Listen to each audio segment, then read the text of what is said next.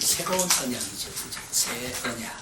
새라는 개념은 항상 신구 언약이라 성경의 구약의 개념이 저는 바로 그런 뜻은 아니고 아담의 계약을 율법적인 계약, 행위 계약을 우리 구계약이라 하고 보면 행위를 통해서는 구원받을 길이 사람에게는 없다. 그래서 그 행위에 인간이 해야 할 몫을 예수가 다 책임지고 해결했기 때문에 그래서 그 겁에서 발생된 것이 새로운 은혜 계약이다. 그래서 연합이다. 그렇게 우리가 말할 수가 있습니다. 그러니까 한마디로 말하면 그 은혜 첫째는 언약 그 약속의 내용을 보면요. 내용을 보면 본거 있는 대로 보면 영적 상징으로서 현재적 복도 약속합니다. 바로 우리가 이제 정준사님 지금 그 말씀도 하셨습니다만 하나님은 이 땅 위의 분독도 하나님 필요할 때는 현재 언제나 내가 필요할 때 발생시키는 것은 아니에요. 내가 필요로 한 거하고 하나님의 근원적 필요하고 항상 뜻에 합의할 때에 내 필요가 그대로 성취되는 거지. 그래서 예수님도 기도할 때 뜻을 물으셨고 내 뜻대로 나옵시고 라는 말. 우리가 내 소원을 들어줬다 그 말은 하나님의 필요를 이루셨다 이렇게 봐도 되는 겁니다. 하나님 왜냐하면 그래야 영광이 되시고 그래야 하나님이 그 일을 통해서 그 들어주심으로 하나님 스스로가 어떤 일을 이루어가기 때문에 결국 하나님이 성취하신다. 하나님의 요구가 이루어졌다. 그렇게 우리가 보는 것이 신중심 사사이라고 보는 거지요. 내 원대로 했다. 하나님 나의 소원만 들어주시는 분으로 존재한다 그러면 안 되고 하나님의 뜻을 우리의 영광을 받으시는 분으로 할 때, 하나님 영광 되실 때만 허락하신다. 그래서 두 번째는 이제 그 사죄, 사죄지요, 죄 용서지요. 이 언약은 무슨 이 속죄라고 하는 거 율법에는 사죄라는 게 불가능하거든요. 죄를 깨닫긴 하지만 사죄지요. 그리고 양자됨이죠. 양자. 아까 우리가 요한복음 8장 44절을 마귀의 자식이라 그랬습니다만 그 마귀의 자식 됐던 게 우리는 하나님의 자녀가 됐죠. 그래서 우리가 그 양자론이라고 하는 거, 양자론. 이 양자론에서 하나님은 어떤 부격을 가지고 우리는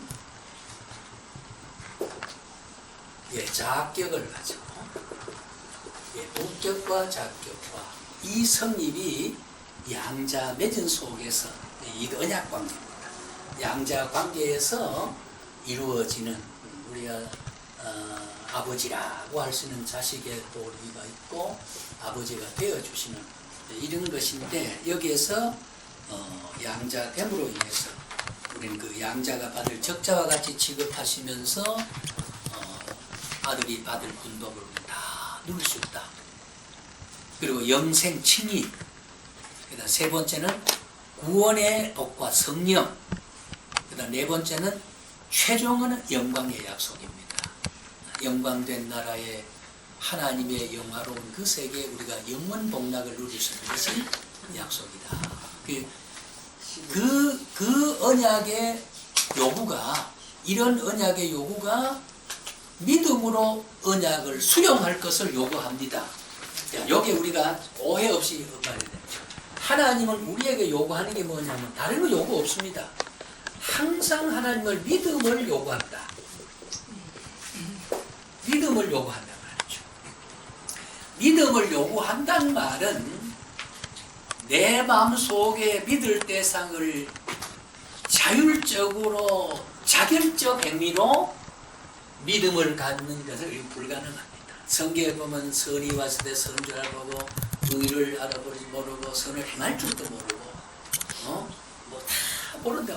전부 이 토탈 바로 전적 타락을 했기 때문에 우리는 그런 지각 능력이 없을 때 우리가 믿음을 소위 알미니안주에서 말하는 선행 은총이 이미 믿음을 고백할 수 있는 은총이 먼저 너 밑에 선행으로 깔려있다. 그러니까 믿음으로 하는 것은 내가 자율적으로 내가 믿어야 된다.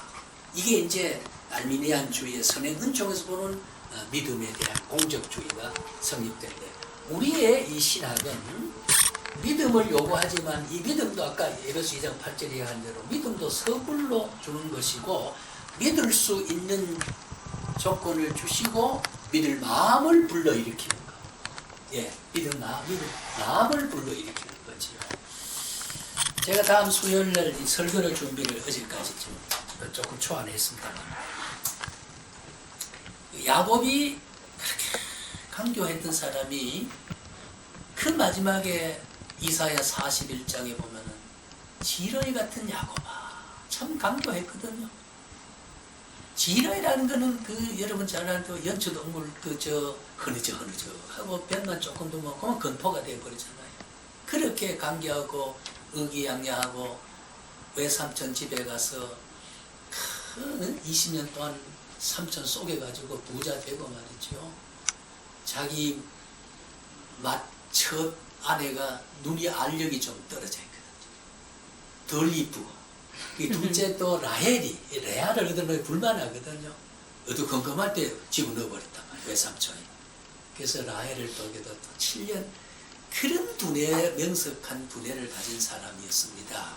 그것이 결과적으로 불가항력적으로 하나님이 자꾸 몰아가니까 나중에 흐느적 하고 요셉의 인도를 받아 바로왕의 앞에 서서 당신 나이가 몇 생고 하니 내 나이는 103인데 이 무수한 이 세월에 험악한 인생을 내가 보냈어. 그래서 드디어 험악한이라고 하는 그 험악이라는 말을 자기 인생을 쭉 그때 130입니다. 147살 죽었는데 죽고 난 다음에 40일 동안 향을 피우고 70일 동안 장례를 이제 고골 했어요. 애굽 사람들이. 그 정도로 아들 하나 잘 둔 덕택에 대해서 그런 영환을 받기도 했습니다. 죽은 다음에. 근데 그는 험악한 인생을 마지막에 결산을 할 수 있는 사람으로 바꾸어지는 것은 뭘 의미하느냐. 이게 인간의 노력으로 되는 게 아니라는 거죠. 아브라함 때부터 너희 후손에 약속을 한 복이, 그 언약의 복이 야곱의 철저하게 하나님이 지켜주고 실망할까봐 풍찬 노속을 할 때 하나님의 밤에 내가 너희 조상 때 약속한 것을 네게 내가 다 허락하겠다. 중간 하나님 확인을 시켜가면서 이런 것에서 믿음을 성립시켜가는 겁니다. 야곱에게. 야곱은 자꾸 불신하고 끝까지 하나님이 나는 뭐라고 이제 하나님 기도할 때도 하나님이여 나를 아비 집에 다시 돌아가게 할라치면 당신이 나의 하나님 될 것이다. 언제나 전제 조건이 강조하게 세워가지고 이게 조건 계약을 찾고 있는 거예요.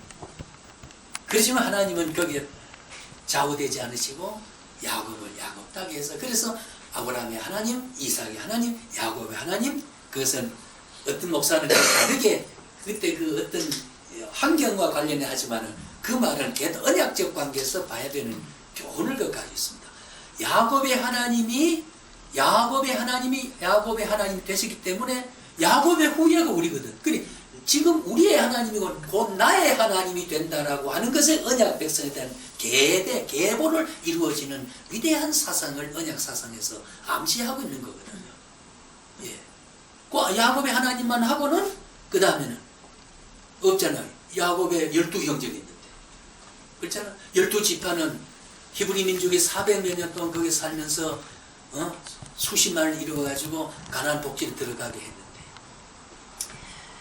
그런 그 언약 백성이 된다는 거 귀한 거예요. 그러니까 이 믿음의 성의 믿음의 요구란 말은요 우리가 창의적으로 하는 게 아니고 우리가 결과적으로 하나님이 주시는 것으로 반응하는 것으로 그렇게 그래서 우리 감사할 수밖에 없다. 그게 이제 약속에 대한 모습이고 특성을 보면 이제 언제나 희생을 요구하지 않는다. 우리 그 중요한 말을 주목할 필요. 인간의 희생을 요구하지 않는 은혜로운 언약이다. 그리고 은혜의 언약이다. 네. 은혜의 언약이다. 그 다음에 구원 계획과 성취적이 있어서 삼위 하나님의 동원된 언약이다. 시간이 흘러가도 효력이 사라지지 않는 영원한 언약이다. 그 다음에 세상 모두가 아니라 택함받은 사람만 대상으로 하는 특수한 언약이다. 그 다음에 신앙과 순종을 조건을 하지만은 인간의 공로가 필수적이 아니라는 점에서 무조건인적이다. 조건 없는 계약이다. 은혜 특성에 나는 그 말, 본문에 있는 말이죠. 계약 당사자 가운데서 하나님의 일방적인 호의로 성립된 편부 계약. 이거 좀 어렵게 말하는데 학술적 용어로 여러분 편부 계약, 일방 계약, 편부 계약 아세요? 요거 제가 의미가 깊기 때문에 한번 써봅니다. 자, 조각 편자 한쪽에 조각 편자고 힘쓸 문자입니다. 그럼 우리의 계약은 하나님이 있고 나가 있습니다. 요 계약을 누가 지켜준단 말입니까? 내가 지켜야 돼요? 하나님 지켜야 돼요? 그래. 그러면 만약에 나도 지키는 게 있다면 쌍무 계약, 쌍무라는 말을 쓰죠. 요 편무 계약이라는 말은 하나님이 일방적으로 지켜가겠다는 겁니다. 이 계약론 하나만 가지고도 교회할 필요가 있는 게 아니겠습니까? 응? 주님 곁을 떠날 수 없는 위대한 복음이 여기 있는 게 아니냐. 그리고 그 특징의 요약을 보면 은혜로운 언약, 삼위일체 언약, 영원한 파괴할 수 없는 언약, 오직 피택자만 적용하는 언약, 본질상으로 모든 시대에 동일한 언약이되 아브라함에 맺은 언약은 내게도 같은 언약의 질을 유지하고 있다. 그렇게 우리가 생각할 수가 있고요. 그 다음에 이 언약과 그리스도의 관계는 당사자를 화목시키려 중개자가 되셨다는 언약의 특징, 은혜계약. 반드시 디모데전서 2장 5절에 빈전 2장 5절에 헬라어로 메시테스란 말 나오지요. 우리가 중보란 말은 하나 메시테스란 헬라어로 메시테스라고 하는 이 중보는 유일한 중보자인데 하나님과 인간 사이에는 제3자가 끼어들어가지 않으면 안 되거든요. 아이가 옷을 덜 입혀 아침 갈아엎으면 이 어머니가 연탄 집게가 종아리를 갈깁니다. 종아리를 갈겨요. 왜 갈겼냐? 아침 먹은 다음에 시어머니가 잔소리를 좀 했거든요. 속이 얼마나 삭습니까? 시험에 대들 수는 없고 대들 수는 없으니까 어떻게 중보는 언제든 애매한 고통을 겪는다. 그 아이는 지금 애매한 고통을 겪는 거예요. 아들이 들어가서 매를 맞음으로 어떻게 돼요? 시어머니한테 하지 못하는 분이 자식한테 풀었기 때문에 어머니한테 원망은 이미 자식의 분풀이 했기 때문에 그러니까 자식은 애매히 고통당한 거예요. 이게 메시테스란 말이죠. 그러니까 이런 관계가 예수에서 귀한 예수가 바로 그런 예수가 된 것이죠. 넘어갑니다. 여기 이제 성인과 자녀인데 이 말은 우리가 자녀가 나면서부터 죽어도 우리의 이론을 보면은 이거는 언약이 성립된다. 그렇게 보자는 겁니다. 그 다음에는 은혜 언약의 약속과 요구인데 요거 지금까지 했던 말이 그대로 약속은 참된 관계 회복이고 현세적 복도 있다는 말 아까 했고요. 그다음 양자 삼으시고 성령 약속하시고 영광을 그 다음 요구는 믿음과 순종, 헌신을 요구하는데 이것마저도 성령의 역사를 통해서 우리가 반응하게 하신다. 그 다음에 은혜 언약의 계약 당사자 당사자 관계는 하나님과 인간 사이 치교의 관계고 두 번째는 생명 교통의 관계고 세 번째는 영적 목적을 위한 특권적 특권을 우리에게 세워주신, 네 번째는 약속을 수용하는 상태, 약속의 결실 상태. 요게 계약 당사자에서 논리적 전개가 그렇게 되어가고 있다는 게 이 사망에 있는 내용을 요약한 그런 말씀입니다.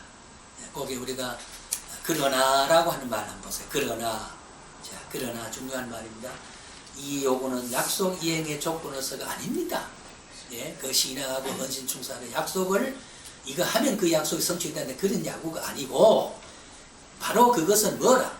신앙하고 교회 가고 감사하고 구제하고 사랑하고 헌신하고 충성하는 이 모든 것은 하나님의 언약의 백성이 된 나에게 언약의 결과지, 그것이 조건이 아니라는 거죠.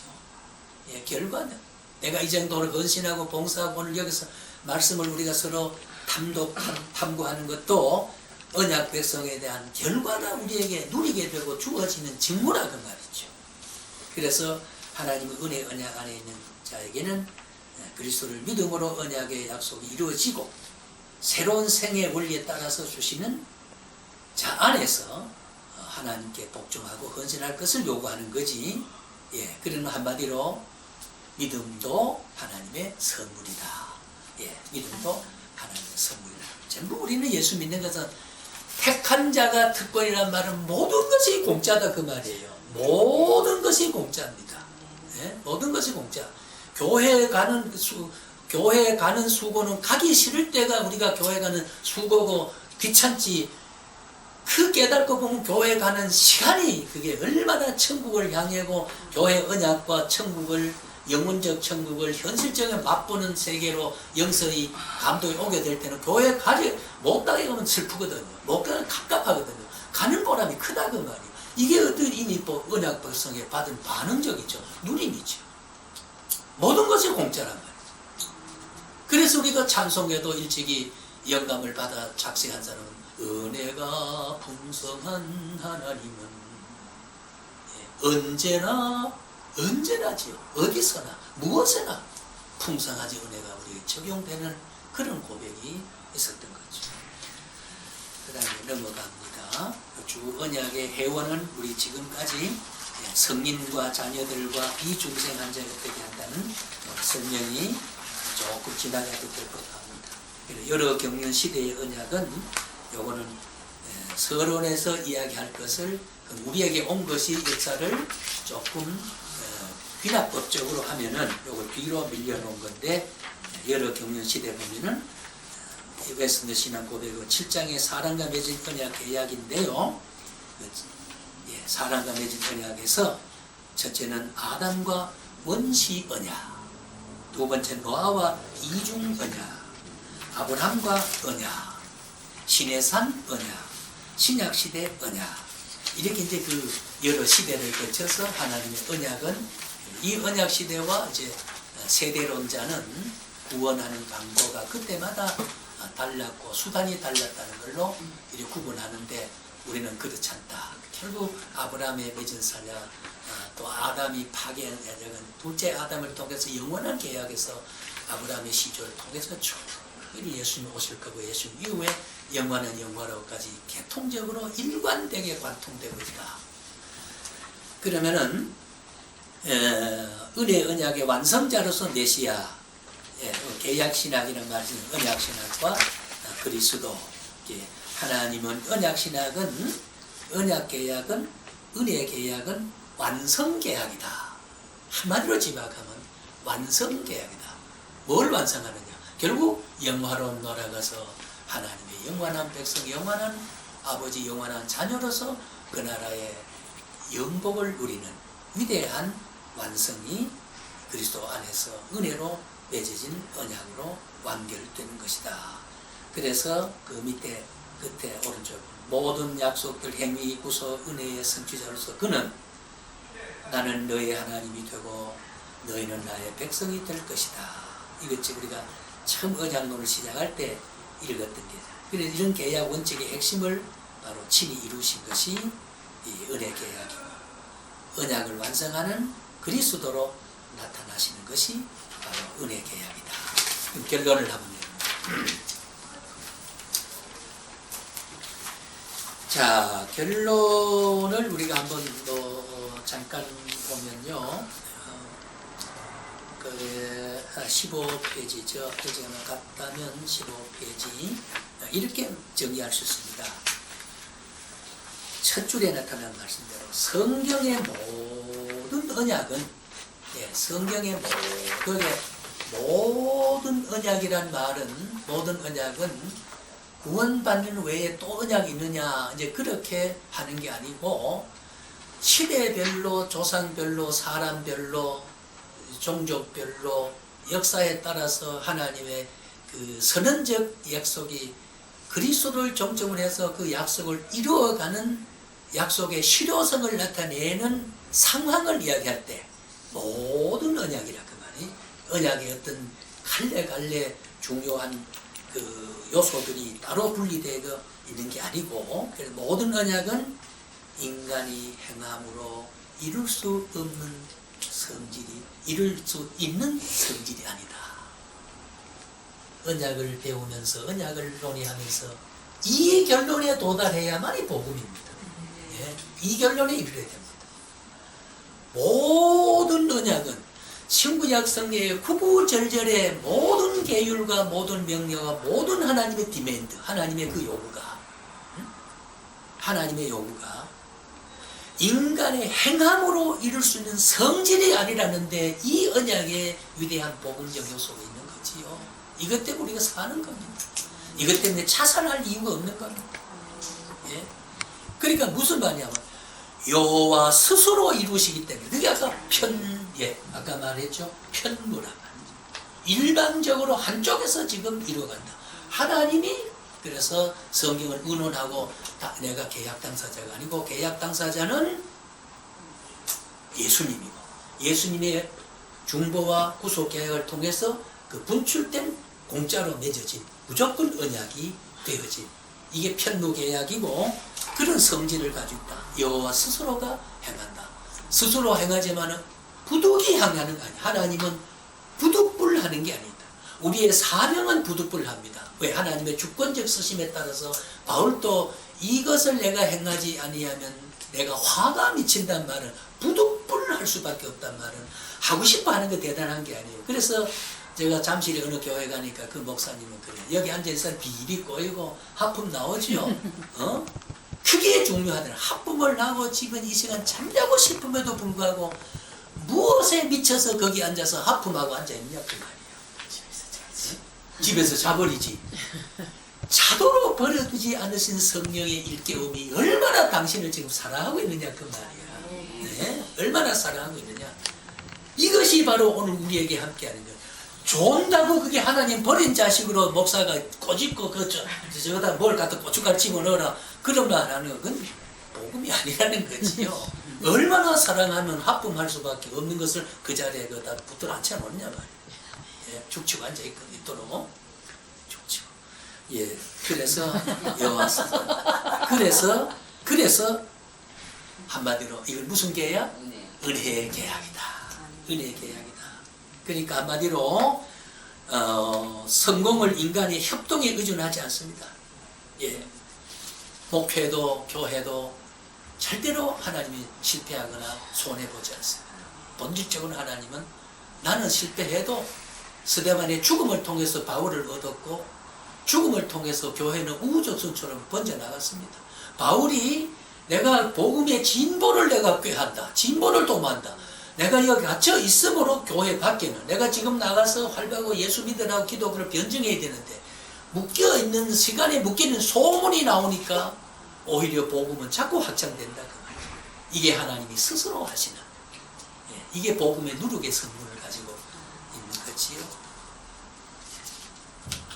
결론적으로 하나님의 은혜의 언약 앞에서 인간들의 자신의 의와 능력을 지극히 작게라도 내세울 수 없는 죄인임을 깨닫는 것이, 그래서 죄인입니다 하는 게 이 언약 앞에서 더 작아지고 겸손할 수밖에 없는 것이, 나의 나됨은 전적인 하나님 은혜로 된 것으로 그래 할 수밖에 없다. 궁극적으로 성도의 견인, 성령의 지속적인 역사. 견인이라는 말을 우리가 신학적 풀이를 하면은, 성령의 우리 내주한 성령은 지속적 역사를 한다 그 말이에요. 한 번도 나를 포기하지 않으신다. 그게 견인교리입니다. 끝까지 참아내는 거, 견뎌낼 수 있다.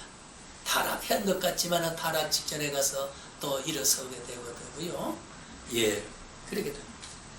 자, 그러면 우리가 한마디로 뒤에 한번 봅시다.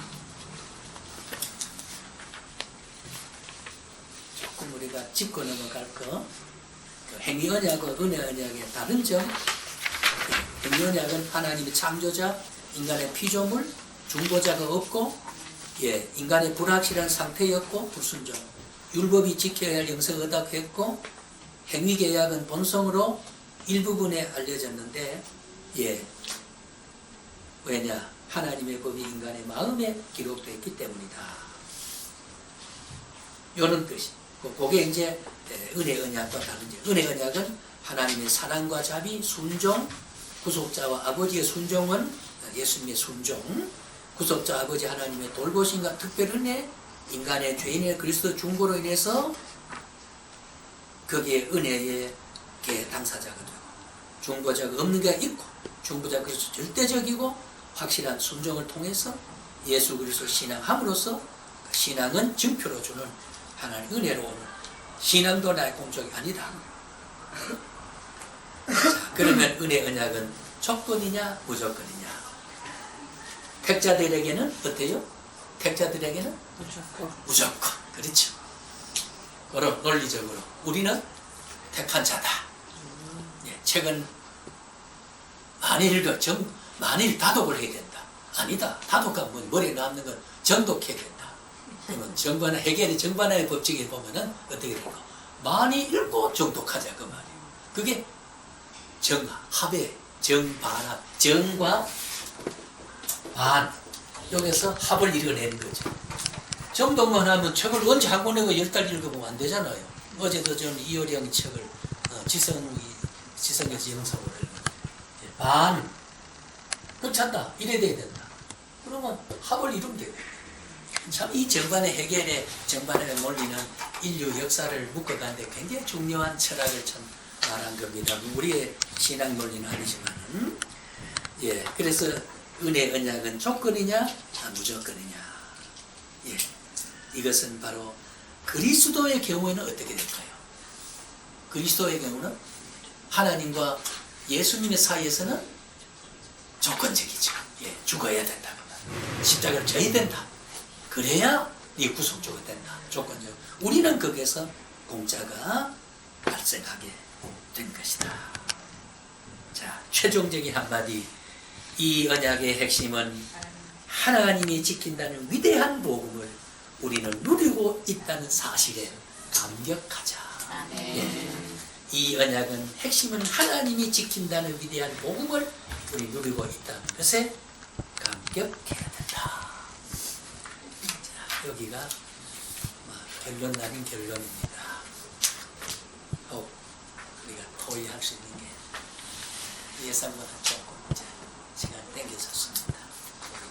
그래서 다음 시간에는 이것과 관련해서 그럼 우리가 지금까지 은혜의 이야기니까 은혜의 실체가 뭐냐고, 도대체 우리에게 은혜가 이 카리스란 게 뭐냐 하는 걸 이제 1시간 분량으로 제가 1시간, 예, 한 10페이지니까 1시간. 그 다음에 이어서 안식일의 영속성에 근거한 주일성조에 관한 이게 이제 산업사회에서 안식일을 지키는 게 참 일요일날 기계 돌아가야 되죠. 원자로 돌아가야 되죠. 삼성전자는 그 전부 10분만 끄지면은 수백억이 확 달아나는데 이거 어떻게 했느냐. 전공이 그래서 물이 돌아 수차가 돌아가야 되고 댐에 물 조절을 해야 되고요. 또 그 다음에 라면 하나 쌌는데 연탄들 가스 공장에 지금 밸브를 열어놓은 사람이 있어야 되지요. 그 다음에 라면 사러 가면 백화점 슈퍼에 가면 라면 파는 사람이 있어야 되지요. 자동차 운전해야 되죠. 자동차 운전하면 휘발유도 주유소는 휘발유 넣는 게 있어야 되지요. 또 고춧가루 뭐 이런 거 하다 보면은 성수질 언제 합니까? 성수질 참 어렵죠, 그죠? 자, 이런 우리가 산업 구조와 생존 현상과 실존 속에서 이 성수주의라는 신학을 어떻게 해야 되고 어떤 절대적 가치가 있느냐, 상대적 가치가 있느냐, 라고 하는 문제를 이건 제가 죄송하지만 제 학위 논문입니다. 학위 받았던 논문이 이걸로 받았는데 그래서 perpetuity of the self 하나님의 연속성을 베이시스로 하는 베이시스 근거한 하나님의 안식일은 구약의 안식은 지키지 않았다.